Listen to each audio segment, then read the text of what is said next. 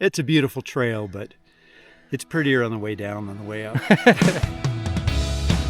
You're listening to the Grand Canyon Hiker Dude Show, the voice of Grand Canyon hiking. Presented by Hiken, hiking packs and gear built to help you hike your best hike. Here's your guide, Brian Special.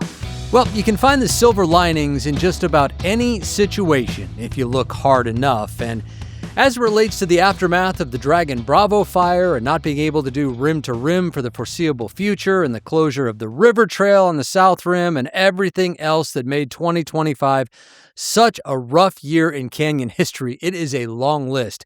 My own selfish silver lining is, I've talked about it before, it's forced me off the corridor trails and onto some of the South Rim's less traveled routes. One of them is the Grandview Trail, which I had the chance to take down to Horseshoe Mesa recently alongside my friend Joe Adlock, who is a lifelong canyon crazy who you have heard here on the show before. The goal was to reach the tip of Horseshoe Mesa for an epic view at the top of the Redwall, and maybe see some old mining artifacts along the way. That's why the Grandview Trail's there in the first place. This is definitely a hike that you can do as well if you too decide to venture off the main trails. The Grandview Trail, not far from South Kaibab off Highway 64. You cannot miss it if you take the Grandview Point turnoff. This is the Grand Canyon Hiker Dude Show powered by Hiken and our new Canyon Elite hiking packs, front storage, insulation, and more. Made specifically for the canyon, but suitable for any day hike on the planet. See them for yourself at hikin.club. That's HIKIN.club.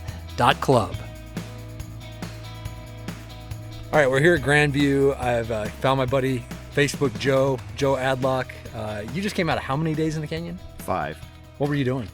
We hiked down the Hermit Trail and spent some time in the Monument Hermit area. Went to a couple of rapids. Just had a good time. So a long backpacking trip. Yeah. And somehow, some way, you got a hold of me and you're like, before I head home to Colorado, you want to come up and do a day hike down Grandview. And here we are. And how are you feeling? Oh, beautiful. Yeah? It's a great day. I'm sure my legs will hurt a little at the end of the day, but what the heck? You only live once. How many miles did you cover over those 5 days? I think it was a little less than 30. It wasn't a real, it wasn't real difficult. Kind of a chill hike? Yeah, it was actually very chill. We had a couple days where we moved camp about 1.5 miles. Oh, nice. Yeah, and then we just played in the water all day. Nice. Who are you hiking with? I was hiking with Rob Jones, who is in your group. Yes. And a friend of his named John Eastwood. Some experienced canyon guys. Yes, very experienced. Oh my God, some of the stories they have are incredible. Make me feel like a newbie. Yeah, and you've got tons of experience yourself. I've been doing it for a long time. How many years? 51. 51 years. And we heard the story of Facebook Joe a couple episodes ago. So if you have not heard that, I encourage you to go back and check that out and get the whole background on how Joe Adlock became Facebook Joe in our Hiking Grand Canyon Facebook community, which everyone, by the way, should be a part of. So tell me what we are going to do today, because this is awesome, man, because I feel like with the closure of the North Rim, it's awesome to be able to venture off the corridor trails. I did Tanner a while back with James Tenelsoff. And so when Joe reached out and said, hey, let's go do something down Grandview, I was like, let's go, baby. I'm all game. Tell me what we are going to do today. Well, we're going to go down to Horseshoe Mesa. It's about 3 miles of rough trail. The trail itself is actually really cool in places. The construction, you look at it and you say, do I want to walk on that? But it's very safe. But it's really cool. So we'll walk down to the mesa, and if we've got time, we'll walk out to the tip of the horseshoe and look down at the river and, see how high the Redwall looks at that point. So we'll be going down basically to the Tonto platform. No, actually, we're going to the top of the Redwall. Oh, so okay. It's the equivalent of Skeleton Point. So we're not even going, not even getting down to Tonto. We'll still be about 1,200 feet above Tonto. Yeah. Okay. Cool, man. I'm following you. You're the man with all this incredible Grand Canyon experience, especially off corridor. I'm excited to do this, Joe. Let's get her done, baby. All right, let's go. Now, the one thing that you'll notice about the off-corridor trails like Grandview and Tanner and New Hants is that they are all very steep from the start. all have a similar grade where they lose around 1,000 vertical feet in the first mile. For comparison, South Kaibab drops about 800 and Bright Angel about 700 in their first miles. So far, the upper reaches of this trail of Grandview, the one thing that you'll notice is that not as maintained as the corridor trails. That's a big difference. It's narrower. It feels a little bit steeper. It feels like almost like the chimney at the top of South Kaibab. Bigger steps. There's some really big steps up and down big rocks, but the view's very open, very South Kaibab-like. Awesome so far. All right, we're about 0.6 of a mile down Grandview. This has been a really cool trail. It's not maintained, but it's in pretty good shape. It's not hard to follow. Steep, a lot of big steps, a lot of big rocks, and that section behind us right there, man, it's so cool. You look back up there, you're like, "There's a trail up there." Yeah, I think that's my favorite part of the trail: the cribbing and the just how they made the trail into the cliffside there. And I mean, if you didn't see the logs over there, you wouldn't know there was a trail there. No, you wouldn't. You wouldn't know where you came down. I kind of say that's a similar thing to a lot of places in the canyon, but the one that I can relate to is when you're standing down, by Boat Beach or by the Delta there, and you look across the Colorado, and you look up at where the river trail is. Yeah. And you would never think that there's a trail there. Right. So it's amazing what they've been able to do in the canyon, and especially 120 years ago, whenever it was that they built these things. How would you describe Grandview as compared to the corridor trails? Well, in general terms, I think the scenery is similar to going down South Kaibab. It really is. It's pretty open, pretty very exposed, open. yeah. It's more difficult coming up. We'll find that out in a couple hours. It's narrower. Like you said, it's in really good shape in terms of, something that isn't maintained much at all. You don't lose the trail. You never really lose the Grandview Trail down to Horseshoe Mesa. So it's just a bit rougher than corridor trails. Yeah, but the views, man. I mean, it's a little bit different, but it does have a similar vibe to South Kaibab for a lot of it, and we're only 0.6 of a mile down, and I can't wait to see what's still ahead. Let's go, Joe. All right. Okay, I don't want any false expectations put out there. In the beginning, I would say Grandview had South Kaibab vibes, but it doesn't really maintain them. I'm still of the belief that South Kaibab is the crown jewel of Grand Canyon trails, as its views are simply unmatched, in my opinion, of course. All right, Joe, we are 2.83 miles below the rim, 2,427 vertical feet below the rim. Been a great hike so far, and we just came up on this sign that I've never seen before, that I've never seen on any of the corridor trails before, for sure. And it says, "Caution, radiation area, keep out." So I guess we know what they were mining for down here. Yeah, I think Doc, this is where he got his plutonium for the time machine. Oh, here we go. Here come the dad jokes, everybody. Probably uranium. I mean, we could look it up. I probably knew it one time, but forgot. But yeah, the last chance mine was down here back in, I don't know, the 1930s, something like that. There's still some building remnants. One of the shafts is still, you can actually go in 20, 30 feet before it's gated. There's some equipment you can find rusted out across the plateau down here. Pretty interesting historically. So there's still rusted out equipment and stuff that we can see down here without going into restricted areas? Yes. Nice. Because it looks like, I mean, obviously there's that sign that says "Caution, radiation area, keep out," but it looks like people ignore that sign. Oh, yeah. We're not going to do that. We're not going to ignore that. No. But there are still remnants down here that you can see. Yeah. That's cool.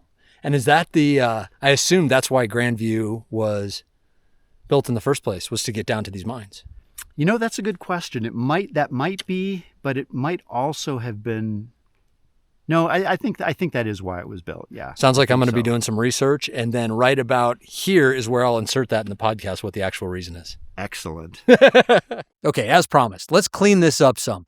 The Grandview Trail dates back to the 1890s, when a prospector named Pete Berry was mining copper ore on Horseshoe Mesa. So, in order to make the trail to his last chance mine usable for pack animals, he improved the existing Havasupai route, and it became the trail it still is today.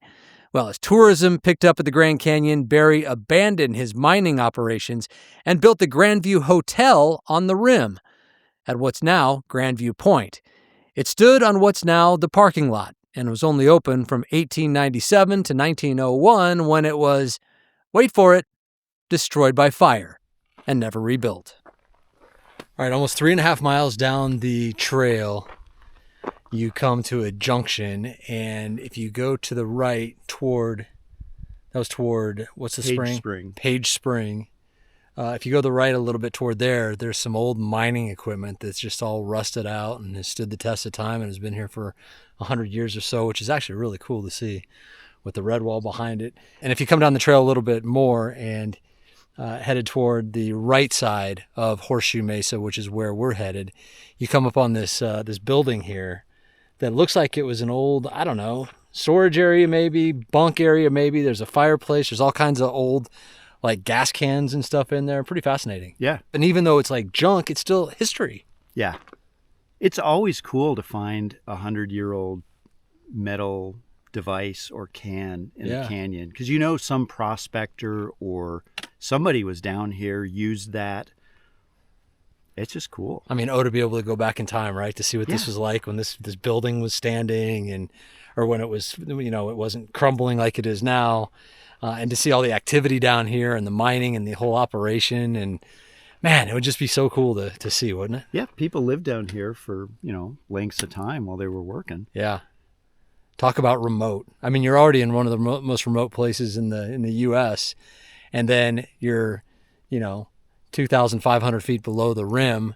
It takes a lot of effort to get here. So, I mean, this is some of the most remote living that there could have been anywhere in the country.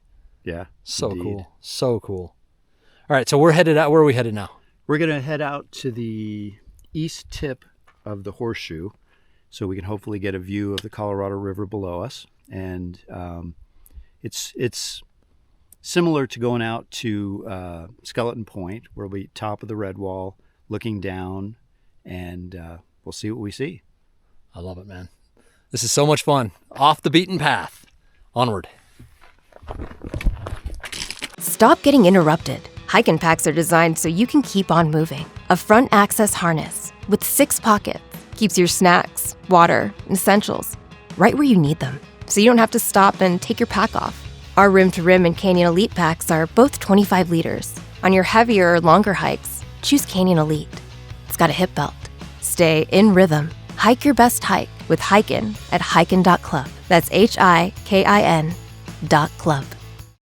All right, not sure why I found this so fascinating, but I really did. The toilets down at Horseshoe Mesa Campground.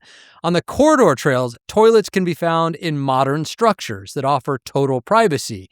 Here on Grandview, yeah, not quite the same. So there's a campground down here, down Grandview, and there are toilets down here on Grandview. And if you're used to the toilets on the corridor, these are going to be just a little bit different. What are we seeing here, Joe? They are toilets.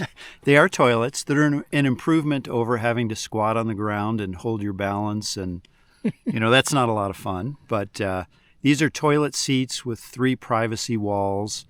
You actually step up to them. They compost. The rangers have to come down and take care of them from time to time. I think they actually haul them out and replace them from time to time too. They're definitely better than nothing, but for those of us who are a little squeamish about these things, they're not the most fun thing in the world either. No, and you say walls, 3 walls. I mean, that's a very liberal use of that term, because yes, there's no privacy. You're sitting here in the middle of the Grand Canyon, quite literally, and you do have an incredible view. But you'd probably be nervous about people walking up on you, I would imagine. There's no way for anybody to know if there's anybody, using one of them until you see people's feet. But these are not private, I wouldn't say. They're quite a sight. If you can, it's hard to describe, on a podcast here what these things look like. I hope that you'll go to our Facebook group, and I'll post some pictures so that you can see what these things are like, because it is fascinating. And I guess it does, it beats the alternative, especially, you wouldn't want to, giant messes all over the place up here. Yeah, it's the whole leave no trace concept. you keep all the waste in one place. It can be cleaned up easily. Enough people come down here. You don't want people digging holes everywhere. Yeah. And unfortunately, a lot of people don't even, bury. A lot of people just sort of toss toilet paper, which isn't a good idea. You need to get rid of that. So this is a really good thing. It's just if you're not used to it, you kind of have a little pause when you see them and go, oh, Yeah. that's interesting. That's what we're doing for the next few days. Yeah, right out in the middle of the Grand Canyon, man. Views all around as you're doing your business. Joe, I never thought that when we started this trip that we'd be, spend a segment talking about toilets and bathroom habits in the Grand Canyon. But this is pretty fascinating stuff, and this is the kind of information I think the people want. Sounds good. Onward. And once you get to the mesa itself, as its name might imply, the trail levels out and then kind of disappears as it splits off to continue its descent to the Tonto platform. But that's not where we're going today.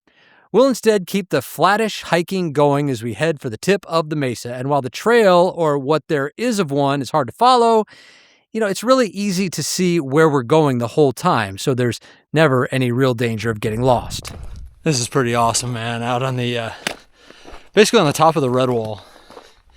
And this long stretch after the toilets that we talked about. We are, 4.5 miles down the trail now. 2,771 vertical feet according to my watch. And this is cool. There are just some spectacular views out here. It almost feels like you're on the Tonto platform, but you're not. You're at the top of the Redwall. I'm not sure what that is. I struggle so much with the layers. I always try to memorize the layers, Kaibab, Torowi, Coconino, Hermit Shale, Redwall, Soup. I just have a hard time remembering the order. But anyway, that's neither here nor there. We're at the top of the Redwall and headed out toward the edge of the right finger, I think, of Horseshoe Mesa. And there's supposed to be an incredible view out there. And this is awesome. There's not much of a trail out here. It's just, again, kind of shrubbery, almost like you'll find on Tonto. But it's not Tonto, because I can see Tonto 1,200 feet or so below us, still way down there, which is crazy because we've come down so far already. It's just another example of how ginormous the canyon is. But this is amazing. It's the same kind of feeling out here where you feel like you're standing all alone in the middle of the canyon. It's dead quiet when you stop moving, and it's just another fantastic Grand Canyon experience. Loving it. Eventually, since you're on the top of the Redwall, there's nowhere left to go, except straight down, maybe 500 feet or so.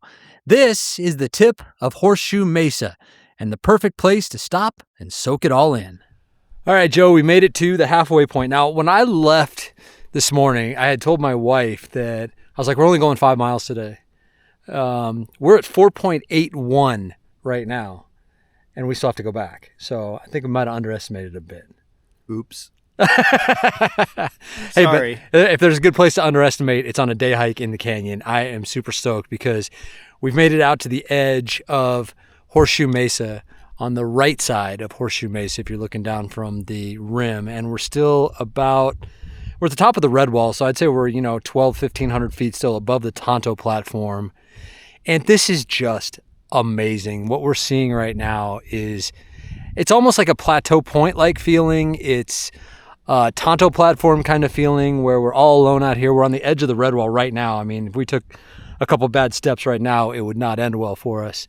But we can see the river down there. It's running green today. We can see Hance Rapid. It's just unbelievable out here. This has been an incredible hike. And we were wondering, how many people do you think even get out this far during the year? Not a lot. We No. saw no one on the trail except at that viewpoint about 100 yards down, and they were taking pictures on the rock. Yeah. Other than that, we've seen nobody all day. No, and the trail out here after we got past the campground, it's kind of hard to follow the trail. Yeah. You kind of lose it in places. There really isn't a trail, and you just keep going essentially until you get to the edge of the Redwall, and there's nowhere else to go. And that's where we are right now. And what are you seeing right now? What are we seeing out here? Oh, lots of colors. You've got the green on the Tonto platform. You've got the red below the tapeats. You've got the dark black of the Vishnu schist with the pink stripes through it. The water, like you said, is green. It's really, really pretty today. And it's cool to be able to see a rapid. I mean, that's kind of fun. And know what we're looking at. And that's Hance Rapid out there. That is definitely Hance Rapid. And we can see look way out there to the east, and we can see the outline of Desert View, of the Desert View Watchtower, the Desert View Tower. Yep. That's kind of cool. You can see that from anywhere out here. And if you follow the Palisades of the Desert, which is just that eastern edge of the canyon, a ways out, there's kind of a lighter colored area. Uh-huh. I think that's right about where the canyon turns to go up to the Little Colorado. Yeah, okay. Where it comes in. Man, it is just spectacular. It is a perfect day. It's a November day, mid-November. I always say November is the best time to hike in the canyon, and this day is kind of, again, validating that feeling, in my opinion. And this is one of those spots where, again, we'll post pictures, we'll post photos, we'll post videos of where we are, but it's just another example of there are no words, there are no photos, there are no videos. There's no paintings. There's nothing that can capture what your eyes are seeing right now. Isn't that how you see it? Yeah, well said. Well said. Everything we described was really just about a 30-degree arc over here. Yeah. There's this whole other part of the canyon we weren't even looking at. No. I mean, and it goes on and on for miles. It's 180 degrees from where we're standing right now. I mean, it is spectacular. And, I would say if you're thinking about jumping off the corridor, you're tired of the corridor, and you want to come out and do something, I think this would be a pretty good day hike. This is going to be about 10 miles total. We got a lot of uphill on the way back, we'll do about close to 3,000 vertical feet on the way back, I would guess. Because we've gone down 2,800 to this point. So almost 3,000 on the way back up. And the trail has been easy to follow for the most part. It's not as pristine maybe as the corridor trails, but not that much of a difference, I don't think. I think until we got past the, where the toilets were and the campground was, then you kind of lost it, but it was easy to see where you were going. Yeah, so, you couldn't go too far right or left or you'd fall off the cliff. Exactly right. Just kept going forward. Until you stop or you'd fall off the cliff. That's exactly right. So I feel like this would be a pretty good day hike for someone who's considering just going off the corridor for the first time. And this is amazing, man. This is a full taste of canyon hiking. Yeah, it's a beautiful, beautiful spot, and it's so quiet. So quiet. Yeah, it's one of those places where you just stop and listen, and the silence is almost deafening. Just not used to hearing that. No. I do have to bring this up because Grandview, when I think of Grandview, I always think of Margaret Bradley.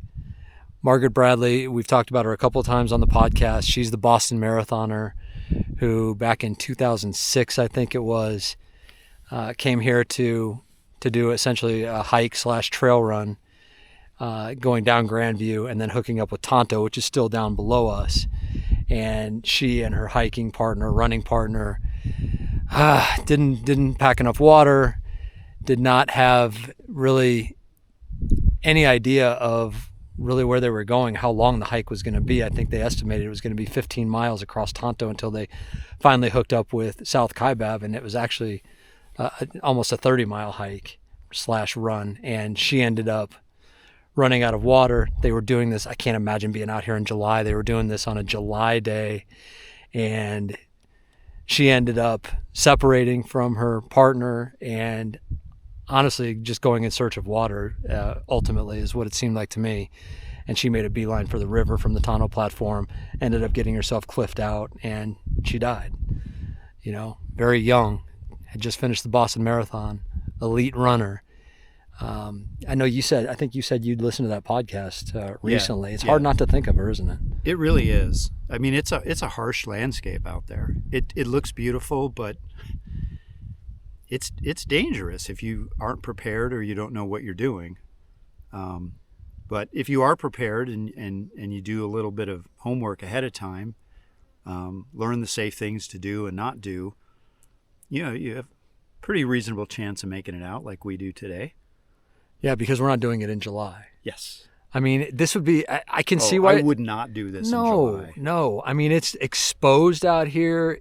And we're not even on Tonto. We haven't had shade for 2 miles. No, we haven't. haven't. No. And it's a beautiful day. But if you come out here and do that in July like they did on a 100 degree plus day with bright sunshine and not enough water and thinking you're doing a trail run and not having the experience to do it, you can get yourself killed. So you just cannot take the canyon lightly ever. So when we head back up Grandview, I think I'm going to think of her again, because I think of her often because it just seems like such a waste to me. All right.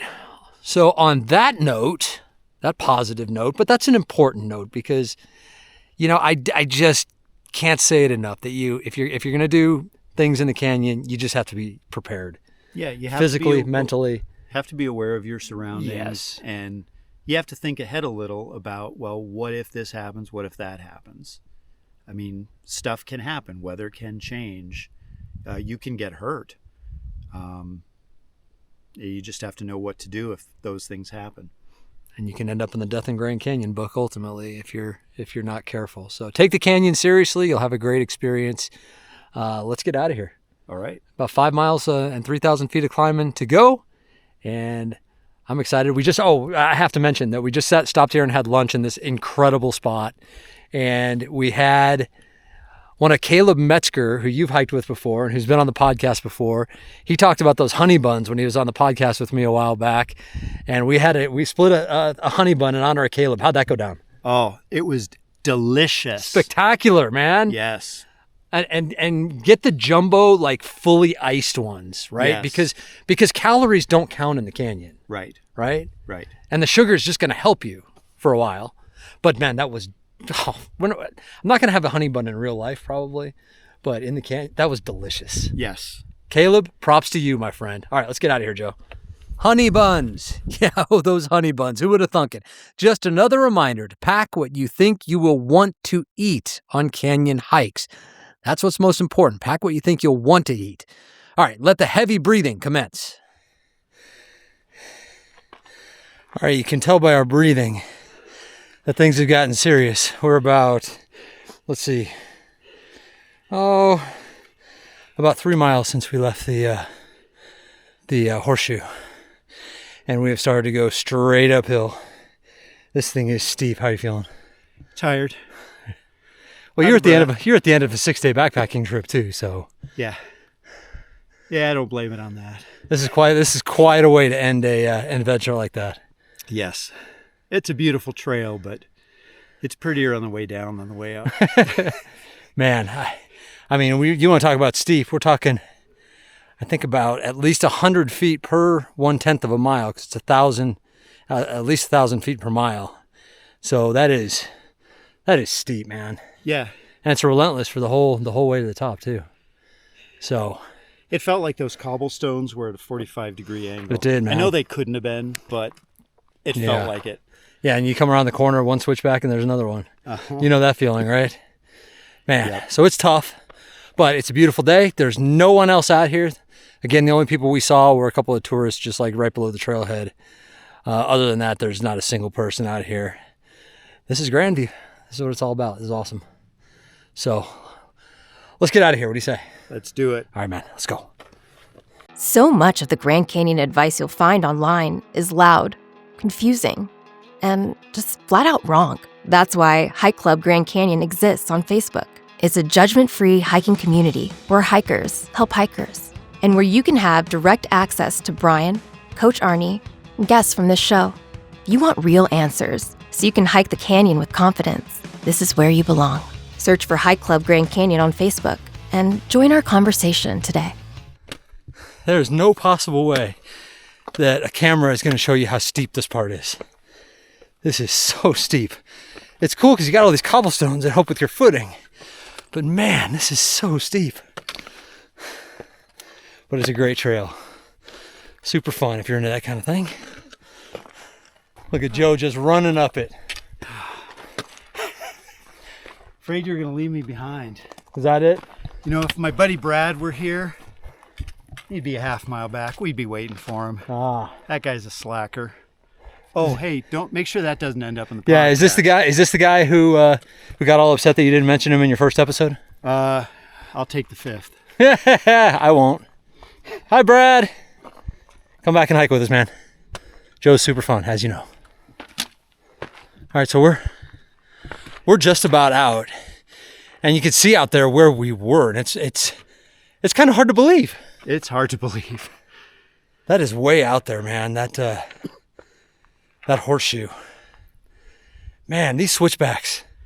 Relentless is the word And it just that comes gets to mind. Yeah, it gets steeper as we get closer to the top too. This is crazy, man. But it's very cool. The trail's easy to follow. We've run into a couple people now who are on their way down. But man, this is no joke. It is straight up. It's a lot different than the corridor trails when it comes to just how rugged and steep it is. It's steep. And a lot of loose gravel too in between the cobblestones. But I've been surprised it's not as primitive as I thought it would be. It's been very easy to follow for the most part the whole way down. Yeah, I mean, it is well used, even though it's not a common trail for people to take. But man, it feels good to be almost done. Again, what do I always say? Always, no matter what, no matter how many times you've done it, no matter how much fun you're having, it's always time at some point to get the heck out of the canyon. Yep. And I think we're at that point, and especially for you at the end of a 6-day trip, right? Yep. And Caleb would say, if he were here, let's make dreams come true. Is that what he says? Yeah, because it annoys his son.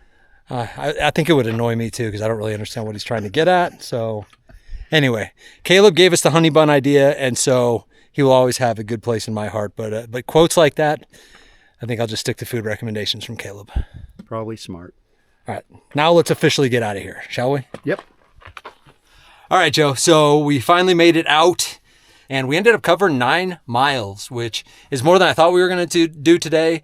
But I'm so glad that we did do it today, because we kind of just went with the flow, right? It's like we could go down here to this junction and turn around, or we can keep going out onto the Horseshoe Mesa, and that's what we did. We made it all the way out to the end of to one of the fingers of the Horseshoe Mesa, and had that incredible view out there. This was an amazing day. It was spectacular. I haven't done this as a day hike since college. It was probably a little easier back then, but For sure. it was a lot of fun. It was a lot of fun. Man, that uphill. I mean, the downhill was one thing, right? The downhill takes a lot out of you on the way down, but this trail is so steep that, I thought it was very similar to Tanner in terms of just the elevation gain and the steepness of it. That thing is steep. And it's relentless. It's steep yeah. and it's steep and it's steep and it's steep. It just doesn't give up.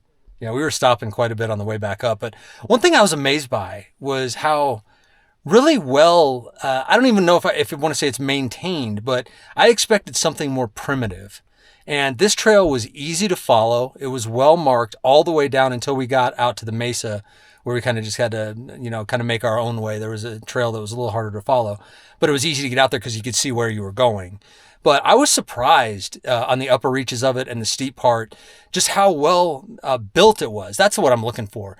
It was built a long time ago, 100 or so years ago, but it was so well built, and that has stood the test of time because of the rocks and the cobblestone that keep that trail in place and make it a little bit easier, to have grip on you with your feet and everything. I was just surprised by that. What do you think? Yeah, I mean, it's easy to follow. It's just rough. I mean, it beats you up, but you can't lose it. It's not corridor, but it's also not off trail. Right. Yeah, it's somewhere in between, but I was surprised at how easy it was to follow. So this is one that I would definitely recommend. Someone who wants to dip their toes into maybe off corridor hiking, this would be a good one maybe to start with. I think Tanner was great as well. There are a lot of good ones, but this one would definitely be a good one just because of how accessible the trailhead is, right? From the Grandview Point overlook here, you just pull in, it's easy to park, and you just start right down the trail. You can go down as far as you want and get great views the whole way. It's fairly open. It's not really as I thought it was going to be more open like South Kaibab in the beginning, but really the beginning is more South Kaibab-like. But nothing to me touches the views of South Kaibab. But this did have incredible views. And the farther we went out on that mesa, man, those views were just, where we had lunch, it was just spectacular out there. I don't think I'll ever forget those views and being able to see the river down there. Didn't you feel the same way? That was awesome. Dangling our feet over the cliff. That's basically what it was. Yeah. Basically what it was.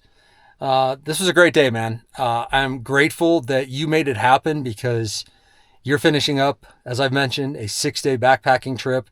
I just got off the plane from Philadelphia yesterday, and I was like, oh God, I know Joe's up there. And you'd mentioned this. I didn't know if we were going to be able to make it work, but I was like, you know what? The one thing that I would regret is not doing it. And so I called you, and we made this happen, and you just popped out yesterday and then got a good night's sleep and came up and met me up here. And I'm so grateful, man, because this is a day now that I don't think that I will ever forget. This was a great day, and I appreciate you coming all the way up from Phoenix. I mean, you have to go back home tonight. That's a really long day for you. That's okay. That's the name of the game, man. I'm used to that. That's what I signed up for. And I don't have to go home. I could go get a hotel, but I'm not going to. I'm going to go home. Yeah. And you're going to start your way back for the 12-hour drive to northern Colorado. Find someplace to sleep tonight. Don't even know where yet. Don't know. I love it. Just living on the edge, baby. This is Grand Canyon living on the edge. It's been a great day. Joe, thank you, man. Thank you. This was awesome. Thank you, Brian. So there it is. Grandview to Horseshoe Mesa. Easy to follow, steep, historically interesting too. I'd call it a great introduction to off-corridor hiking at the Grand Canyon, more than 3,000 vertical feet, over 9 miles or so. From Horseshoe Mesa now to your big toe. That's only a transition we could make if Coach Arnie's around, and that's what Coach Arnie's thinking about this time in his training tip. Hey guys, Coach Arnie here with another Grand Canyon tip of the week. And a big thank you again to Brian for allowing me to share some wisdom with everybody. And hopefully we can learn some things and help each other. This week, it's about the big toe, another one of Coach Arnie's favorite topics. And, sometimes referred to as the great toe, which is the perfect name. Many years ago when I shared my discovery about the big toe, a coach of mine at the time suggested you should be the big toe guy. And I mean, that sounds cool only because I am obsessed with the big toe and the feet. And why is that? Well, because I believe that all that begins well usually ends well. What do I mean by that? If you are hiking or walking with good foot placement, which usually leads to a better gait pattern, you'll most likely have a more pain-free hike because, your big toe is directly related, and this is the interesting part. Your big toe is directly related to your glutes, your lower back, your hamstrings, which if you think about it, it's kind of important. So those are what you call the extensor muscles. And just by knowing how to engage the big toe, it really does make a difference. It really does. And so that's why I have become obsessed with the foot and the big toe. So here's my tip. First, learn how to stand. When you're standing, you should feel your big toe directly behind your big toe and your heel. So just stand up, find that spot.